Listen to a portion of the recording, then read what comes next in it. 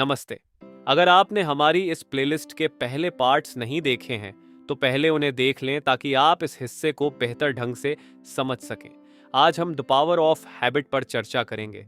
इस वीडियो में हम बात करेंगे प्रेरणा, मोटिवेशन, आदत बदलने के तरीके और कैसे अच्छी आदतें हमें नशे से छुटकारा पाने और बेहतर जीवन जीने में मदद कर सकती हैं। प्रेरणा हमारे अंदर एक शक्तिशाली ताकत होती है जो हमें बेहतर बनने और बदलाव लाने के लिए प्रेरित करती है। सही प्रेरणा से हम किसी भी कठिनाई का सामना कर सकते हैं और पुरानी बुरी आदतों से बाहर निकल सकते हैं। मोटिवेशन यानी एक ऐसा जुनून जो हमें हमारे लक्ष्यों के करीब लाता है। यह हमें हर दिन कुछ नया और सकारात्मक करने के लिए उकसाता है।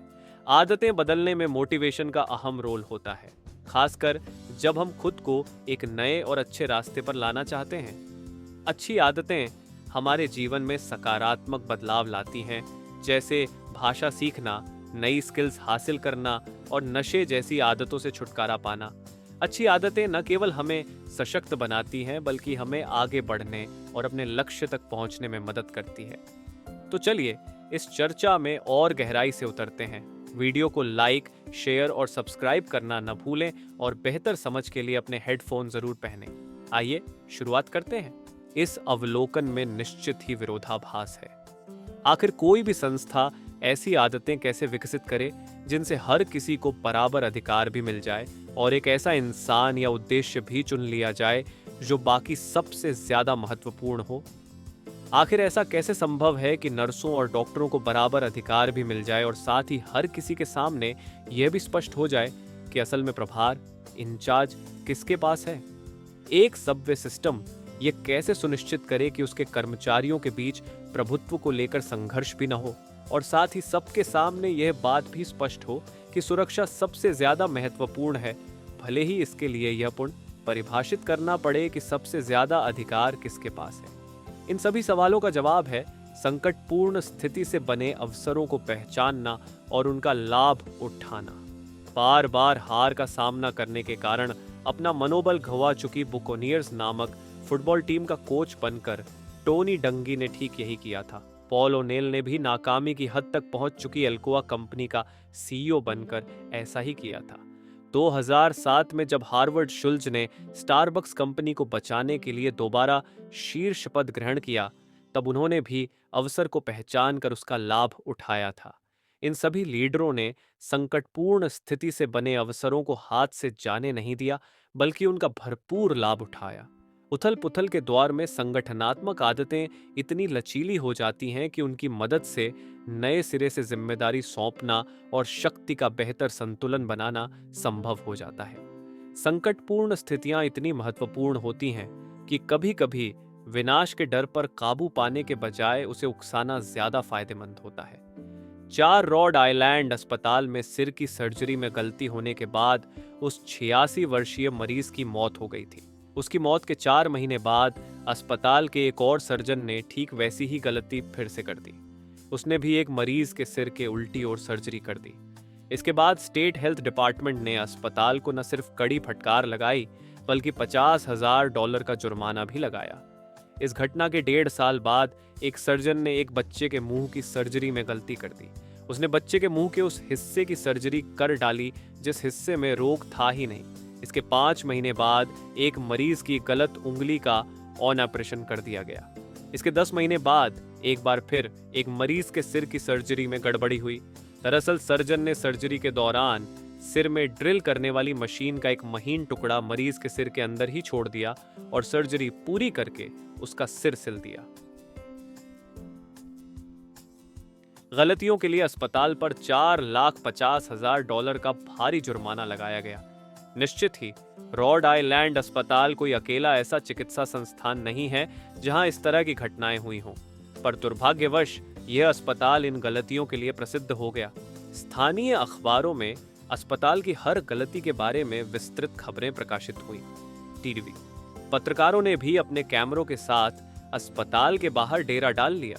राष्ट्रीय मीडिया भी इन घटनाओं को दिखाने में पीछे नहीं रहा। राष्ट्रीय अस्पताल मान्यता संगठन के उपाध्यक्ष ने एसोसिएट प्रेस के एक रिपोर्टर से इस मसले पर बातचीत करते हुए कहा कि यह इतनी गंभीर समस्या बन चुकी है कि खत्म होने का नाम ही नहीं ले रही है। राज्य के चिकित्सा अधिकारियों ने रिपोर्टरों के सामने घोषित कर दिया कि रॉड आइलैंड अस्पताल एक अराजक संस्थान बन चुका है। वहां काम करना किसी युद्धग्रस्त स्थान पर रहने जैसा था। एक नर्स ने अस्पताल में काम करने के अपने अनुभव के बारे में कहा। डॉक्टर जब अस्पताल पहुंचकर अपनी कार से उतरते तो टीवी रिपोर्टरों की भीड़ उन्हें घेर लेती। यहाँ तक कि एक छोटे बच्चे ने भी अपनी सर्जरी के पहले मुझसे कहा कि मैं डॉक्टरों को आगाह कर दूं। उसे डर था कि गलतियां करने के लिए कुख्यात इस अस्पताल के डॉक्टर कहीं गलती से उसका बाजू न काट दें।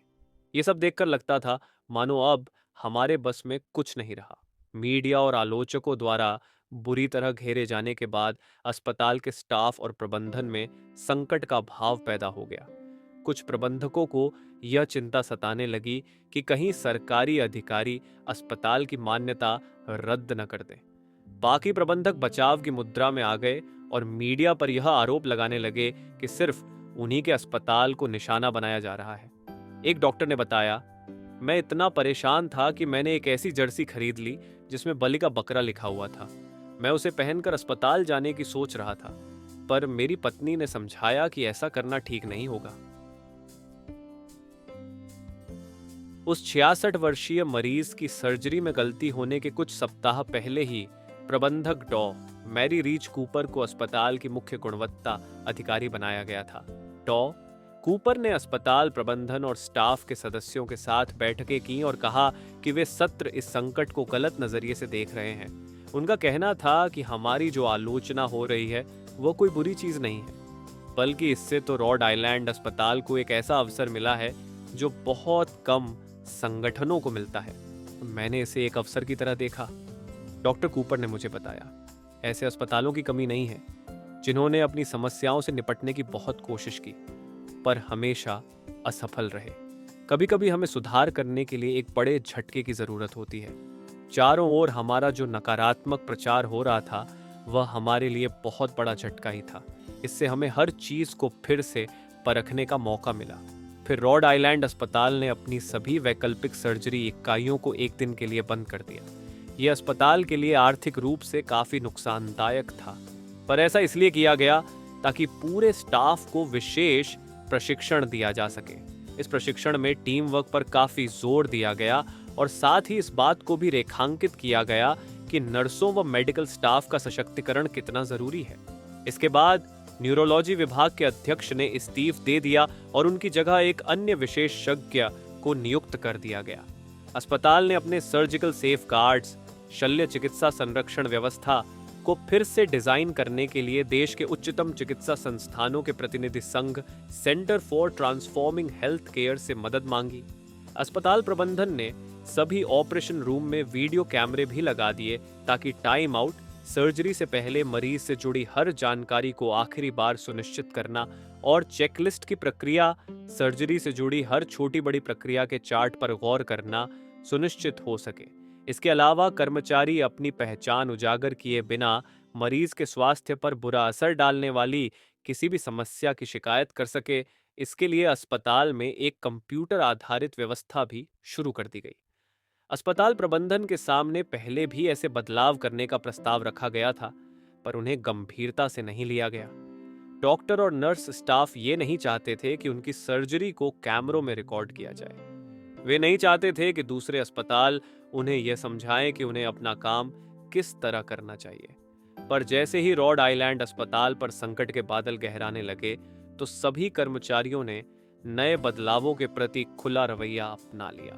रॉड आइलैंड अस्पताल पर आए संकट को देखते हुए अन्य अस्पतालों में भी समान बदलाव आया। इससे अस्पतालों में होने वाली उन गलतियों की संख्या अचानक बहुत कम हो गई जिनसे बचना कुछ साल पहले तक असंभव लगता था। रॉड आइलैंड अस्पताल की तरह ही इन संस्थानों को भी एहसास हो गया कि आमतौर पर सुधार तभी संभव हो पाता है जब कोई बड़ा संकट सामने हो। उदाहरण के लिए 90 के दशक के उत्तरार्ध में हार्वर्ड यूनिवर्सिटी के शिक्षण अस्पताल Beth Israel deaconess medical centre में भी कई गलतियां हुई, जिससे संगठन के आंतरिक झगड़े बढ़ गए।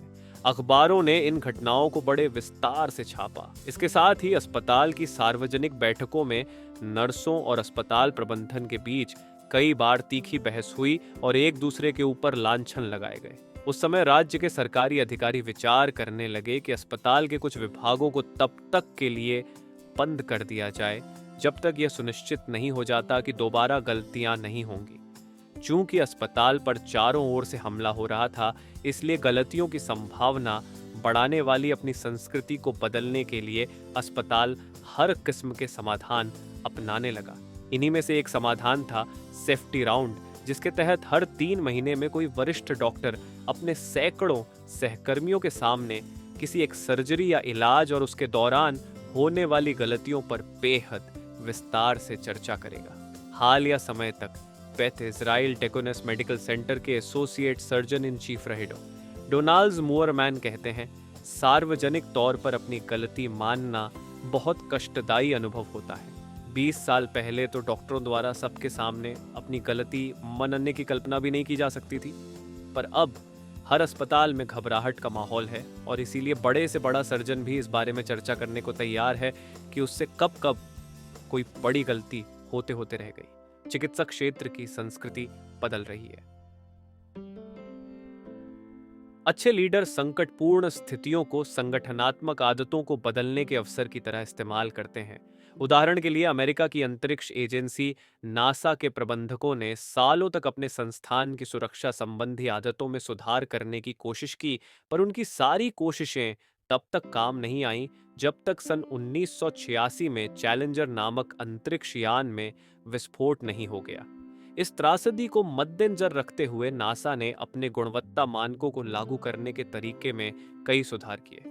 यात्री विमानों के मामले में भी पायलट सालों तक विमान निर्माताओं को इस बात के लिए मनाते रहे कि विमानों के कॉकपिट और एयर ट्रैफिक कंट्रोलरों के संवाद करने के तरीकों में सुधार किया जाए, पर ऐसा नहीं हुआ।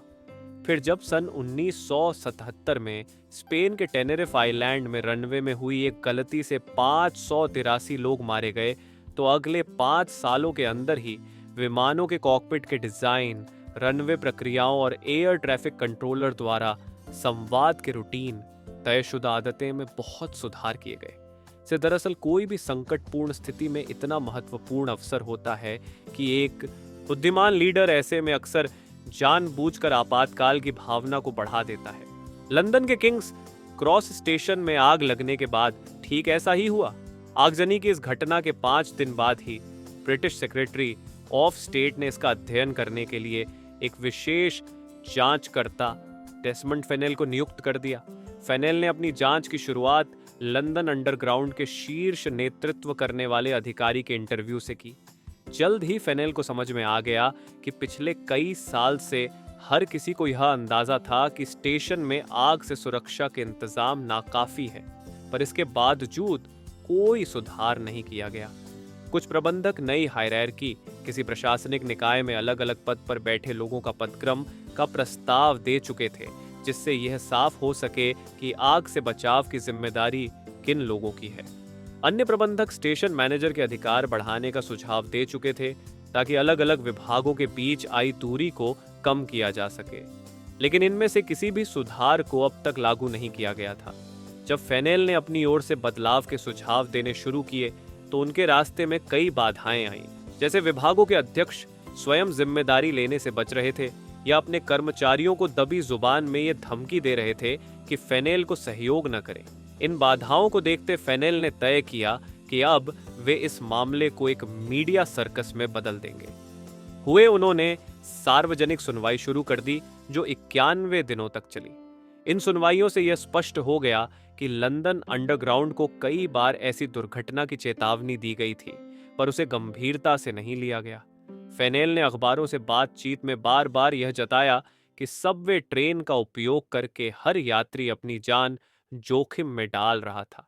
उन्होंने दर्जनों गवाहों से बार बार बातचीत की, जिससे सामने आया कि इस संस्था के लिए यात्रियों की सुरक्षा से ज्यादा महत्वपूर्ण थे आंतरिक झगड़े। फेनेल ने इस दुर्घटना के करीब 1 साल बाद अपनी अंतिम रिपोर्ट दी। 250 पेज की इस रिपोर्ट में फेनेल ने लंदन अंडरग्राउंड को दोषी ठहराते हुए कहा था कि यह संगठन नौकरशाही अक्षमता से ग्रस्त है। वे लिखते हैं, भले ही यह रिपोर्ट एक रात की दुर्घटना के बारे में हो, पर इसका दायरा जानबूझकर इतना विस्तृत रखा गया है ताकि पूरी व्यवस्था की सच्चाई सामने आ सके। उन्होंने अपनी रिपोर्ट के हर पन्ने पर लंदन अंडरग्राउंड की आलोचना करते हुए स्पष्ट कहा कि यह संगठन बुरी तरह भ्रष्ट है और अपनी जिम्मेदारियां सुरक्षित ढंग से निभाने में सक्षम नहीं है। उनकी रिपोर्ट पर जबरदस्त प्रतिक्रिया आई। यात्रियों ने लंदन अंडरग्राउंड के अलग अलग दफ्तरों के बाहर कई बार धरने दिए। संगठन के शीर्ष नेतृत्व करने वाले अधिकारी को फौरन बर्खास्त कर दिया गया। कई नए कानून पारित किए गए और इस तरह लंदन अंडरग्राउंड की संस्कृति में ढेरों सुधार किए गए।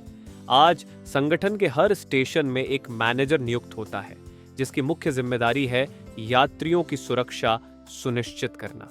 इसके अलावा हर कर्मचारी की यह जिम्मेदारी है कि वह किसी खतरे का छोटे से छोटा संकेत मिलते ही अपने वरिष्ठों को फौरन खबर करे। आज भी लंदन अंडरग्राउंड की हर ट्रेन समय पर चलती है, लेकिन अब संगठन की आदतें और कार्य क्षेत्र में शांति कायम रखने के लिए हुए समझौते काफी बदल गए हैं, ताकि यह तय हो सके कि आग से बचाव जैसी चीजों की जिम्मेदारी किसकी है। अब हर कर्मचारी के पास यह अधिकार है कि वह किसी भी आपातकालीन स्थिति में बचाव के लिए जरूरी कदम स्वयं उठा सकता है और उसे इस बात की फिक्र नहीं करनी पड़ती कि कहीं वह किसी और के कार्य क्षेत्र में दखल तो नहीं दे रहा। ऐसे बदलाव हर उस कंपनी में संभव हो सकते हैं जहां विचारहीनता या उपेक्षा के कारण संगठनात्मक आदतों से कार्यक्षेत्र में शांति कायम रखने वाले गलत समझौते हुए हैं। अगर किसी कंपनी की आदतें सही नहीं है तो सिर्फ उसके लीडर के आदेश देने से कोई बदलाव नहीं आ सकता। बुद्धिमान अधिकारी तो संकटपूर्ण क्षणों की प्रतीक्षा में रहते हैं या फिर जानबूझकर अपने कर्मचारियों को यह महसूस करवा देते हैं कि संकटपूर्ण स्थिति आ खड़ी हुई है। इस तरह वे कर्मचारियों के मन में तब तक के लिए बदलाव का विचार बिठा देते हैं जब तक कि हर कोई अपने रोजमर्रा के पैटर्न्स में सुधार लाने के लिए पूरी तरह तैयार नहीं हो जाता। सन 2008 की वैश्विक आर्थिक मंदी के दौर में हुए मुख्य कार्यकारी अधिकारियों के एक सम्मेलन में रहम इमैनुअल ने कहा था, आप कभी नहीं चाहेंगे कि कोई गंभीर संकट व्यर्थ चला जाए। उन्हें कुछ ही दिनों पहले अमेरिका के राष्ट्रपति बराक ओबामा के स्टाफ का प्रमुख बनाया गया था। इस सम्मेलन में उन्होंने अपनी बात को विस्तार से रखते हुए कहा था, आर्थिक मंदी के इस संकटपूर्ण दौर ने हमें ऐसे कदम उठाने का मौका दिया है जो पहले शायद हम कभी नहीं उठाते। इस सम्मेलन के कुछ ही दिनों बाद ओबामा प्रशासन ने कांग्रेस से $787 बिलियन का स्टिमुलस प्लान, प्रोत्साहन योजना पारित करवा लिया, जबकि पहले कांग्रेस इसके लिए तैयार नहीं थी। इसके साथ ही कांग्रेस ने न सिर्फ ओबामा द्वारा प्रस्तावित हेल्थ केयर रिफॉर्म लॉ, स्वास्थ्य रक्षा सुधार कानून पारित किया, बल्कि कंज्यूमर प्रोटेक्शन लॉ, उपभोक्ता संरक्षण कानून पर पुनः काम किया और कई अन्य योजनाओं को भी हरी झंडी दे दी, जैसे बच्चों के स्वास्थ्य बीमा का दायरा बढ़ाना और महिलाओं को आय में भेदभाव के मामलों में मुकदमा दायर करने के नए मौके देना। ग्रेट सोसाइटी और न्यू डील के बाद से यह अमेरिका का सबसे बड़ा नीति सुधार कार्यक्रम था। यह सिर्फ इसीलिए संभव हुआ क्योंकि कानून बनाने वालों ने आर्थिक मंदी जैसी वित्तीय आपदा को भी एक अवसर की तरह लिया। रॉड आइलैंड अस्पताल में भी उस 86 वर्षीय मरीज की मौत व अन्य गलतियों के कारण कुछ ऐसा ही हुआ था। सन 2009 में अस्पताल में नई सुरक्षा प्रक्रियाएं लागू कर दी गईं। इसके बाद से अब तक वहां इलाज या सर्जरी के दौरान कोई गलती होने की खबर नहीं आई है। हाल ही में अस्पताल को बीकन पुरस्कार से सम्मानित भी किया गया। यह क्रिटिकल केयर नर्सिंग के क्षेत्र का सबसे प्रतिष्ठित पुरस्कार है और इसे अमेरिकन कॉलेज ऑफ सर्जन्स द्वारा कैंसर के इलाज में उच्च गुणवत्ता के लिए दिया जाता है। और सबसे महत्वपूर्ण बात यह है कि यहाँ काम करने वाले डॉक्टर्स और नर्सों का कहना है कि अब रोड आइलैंड अस्पताल में सब कुछ बदल गया है। सन 2010 में एलिसन वार्ड नामक एक युवा नर्स एक सर्जरी के दौरान सहायक के तौर पर अपनी सेवाएं देने के लिए ऑपरेशन रूम में पहुंची। उसने करीब 1 साल पहले ही ऑपरेशन रूम में काम करना शुरू किया था। सर्जरी शुरू होने से पहले पूरी सर्जरी टीम टाइम आउट प्रक्रिया के लिए बेहोश लेटे मरीज के चारों ओर इकट्ठी हुई। सर्जन ने चेकलिस्ट पढ़कर उसे दीवार पर चिपका दिया। इस चेकलिस्ट में ऑन ऑपरेशन के एक एक चरण के बारे में विस्तृत जानकारी दी गई थी। मरीज के शरीर पर पहला चीरा लगाने के लिए अपनी छुरी उठाने से पहले सर्जन ने पूछा, ओके, अब आखिरी बात, क्या किसी को कुछ कहना है, कोई चिंता या कोई सवाल? जबकि वह सर्जन अब तक सैकड़ों सर्जरी कर चुका था और उसका ऑफिस विभिन्न डिग्रियों और पुरस्कारों से भरा हुआ था। सर्जन के पूछने पर 27 वर्षीय नर्स एलिसन ने कहा, मैं सभी को याद दिलाना चाहती हूँ कि हमें पहली और दूसरी प्रक्रिया के बाद थोड़ा विराम लेना होगा। चूंकि आपने इसका उल्लेख नहीं किया, इसलिए मैं बस सुनिश्चित कर रही हूँ कि सबको यह बात याद रहे। एलिसन की यह टिप्पणी कुछ ऐसी थी कि अगर उसने कुछ साल पहले किसी सर्जन से ऐसा कुछ कहा होता तो उसे बुरी तरह झिड़क दिया जाता या शायद उसका कैरियर खत्म हो जाता। पर अब ऐसा नहीं था। याद दिलाने के लिए धन्यवाद, सर्जन ने कहा।